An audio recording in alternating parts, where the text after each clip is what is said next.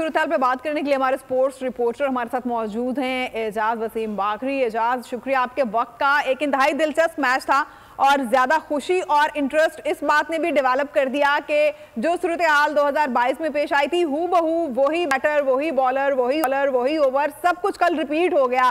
तो आपके क्या जज्बात थे और शायकीन क्रिकेट के क्या जज्बात थे?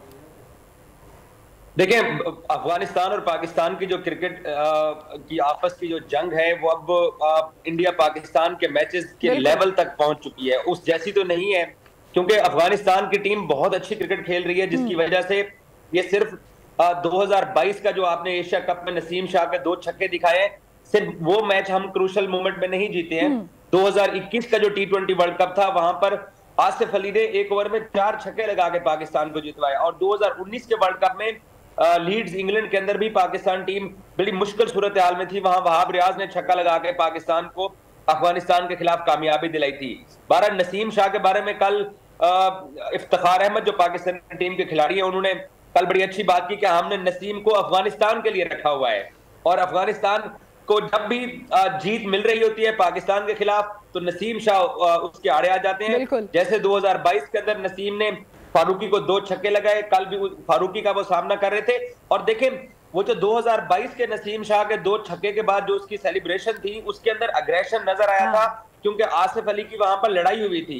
और कल भी Shadab Khan non strike and पे खड़े हुए थे, तो स्पोर्ट्समैन स्पिरिट के अगेंस्ट शादाब को कल अफगान खिलाड़ियों ने पहली गेंद, अभी बॉल भी नहीं हुई थी, वहां पर रन आउट कर दिया।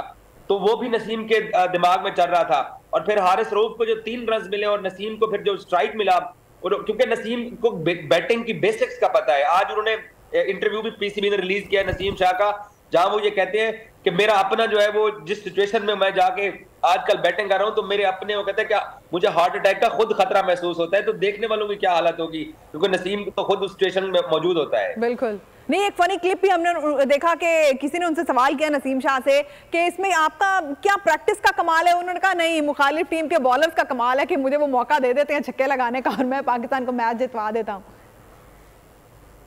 नहीं, नसीम की बैटिंग बेसिक्स बहुत अच्छी हैं। नसीम क्योंकि है तो एक प्रॉपर बॉलर, लेकिन उनको बैटिंग की बेसिक्स का पता है। लेकिन एक चीज बहुत अच्छी हुई है कि अफगानिस्तान ने कल के सेकंड T20 मैच में पाकिस्तान के खिलाफ तकरीबन 230 रन की ओपनिंग पार्टनरशिप की।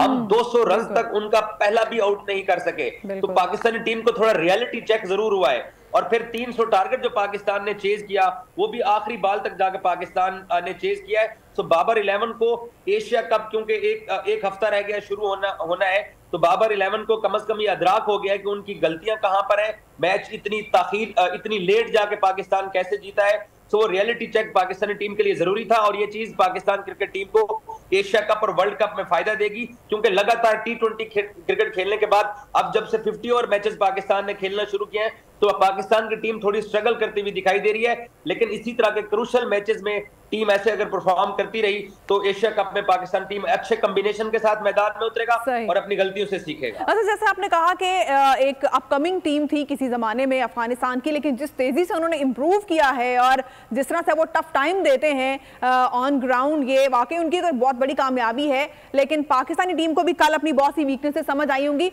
Being a sports reporter and analyst, आप क्या समझते हैं कि पाकिस्तानी क्रिकेट टीम को अभी अपने किन किन एंड्स पर काम करने की जरूरत है? देखिए, पाकिस्तान क्रिकेट टीम को अपना जो मिडिल ऑर्डर है वहां पर थोड़ा काम करने की जरूरत है, क्योंकि पाकिस्तान ने अपनी टीम के अंदर सऊद शकील को भी सिलेक्ट किया हुआ है, अब्दुल्ला शफीक को भी सिलेक्ट किया हुआ है, इफ्तिखार भी खेलते हैं, सुलेमान अली आगा भी खेलते हैं। ऊपर के नंबर पाकिस्तानी टीम के सेट हो चुके हैं। ओपनर फखर जमान और इमामुल हक ये अच्छी क्रिकेट खेल रहे हैं। नंबर 3 पे बाबर आजम जाते हैं, वो भी अच्छी मुस्तनद बैटिंग कर रहे हैं। लेकिन उसके बाद नंबर 4 पे रिजवान है, 5, 6 और जो 7 नंबर पे पाकिस्तान ने बैटिंग करनी है। अगर पाकिस्तान इसको ठीक कर लेता है तो टीम पाकिस्तान की मजबूत हो जाएगी। और फिर एशियन कंडीशन के अंदर एशिया कप है, एशियन कंडीशन के अंदर वर्ल्ड कप है, तो टीम काफी कुछ सीख सकती है आज जो कल जो आखिरी मैच खेला जा रहा है उससे भी।